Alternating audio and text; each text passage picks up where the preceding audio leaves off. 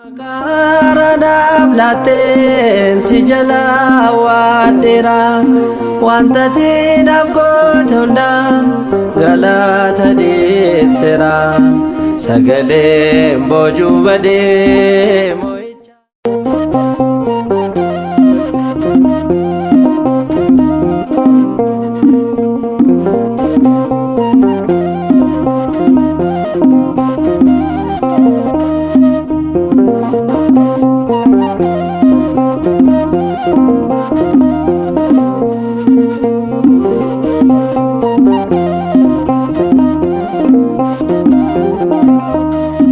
Lolli maaf natti kaa lolaa dhugaanoo qaba harkasaa na wajjin dinni koo maaf dadhaba dubbadhu sagalee kee dinni koo faca'u kennaa kee nama ladhu galaanni siif ta'u.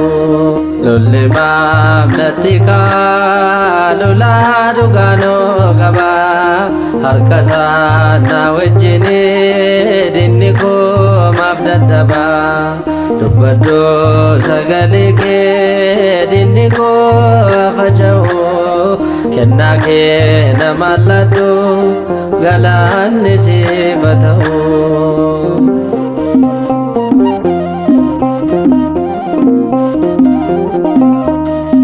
Faariyoon qopheessusi loltoota jabaa filee akka tiisa caaltu aangoon keessaaf hin galle sodaaddoos galaanicha fuulduraatti ilaale gargaarsa si kadhannaa galaanichi taamsa'e.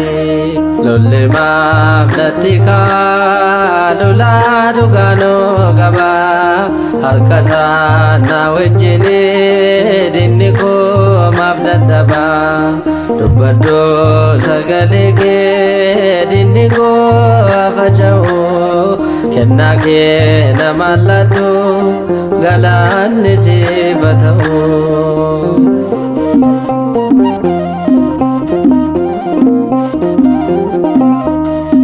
Duukoo murteessanis yaadaan walii galanii yaa itti na baasanis cubbamtuudha jedhanii maqaa koo balleessanis maqaaraan fudhadhe lafasaa yaadan miti jireenyattaan butadhe.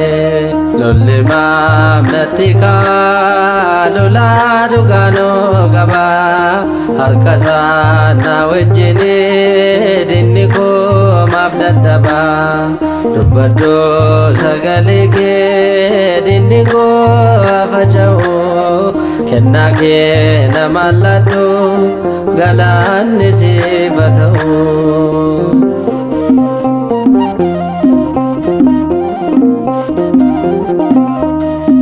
Beekaa callistee malee keessa doonichaa jirta sagalee du'aaf dhufe jireenyatti jijjiirta himma moo seena mana amantii kootirrate jiraachisaa koo jirta galaanni si baqate.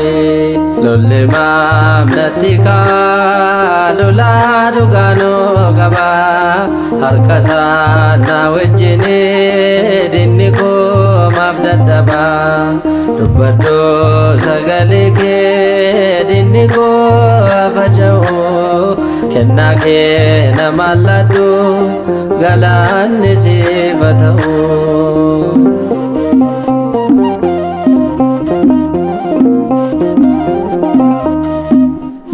Makaradhaaf laatteen si jalaa waaddeera wanta diinaaf goote hundaa galata dhiyeesseera sagaleen boojuu badee mo'ichaatu dhaadata maqaa kee yeroon na'u diinaatu na baqata.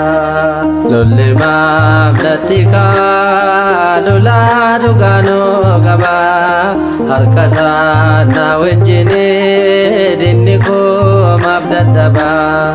Dubbadhu sagalee kee dinni koo faca'u kennaa kee nama ladhu galaanni siif ta'u.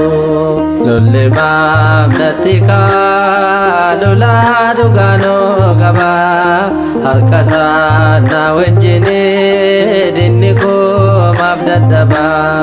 Dubbadhu sagalee kee dinni koo faca'u kennaa kee nama ladhu galaanni siif ta'u.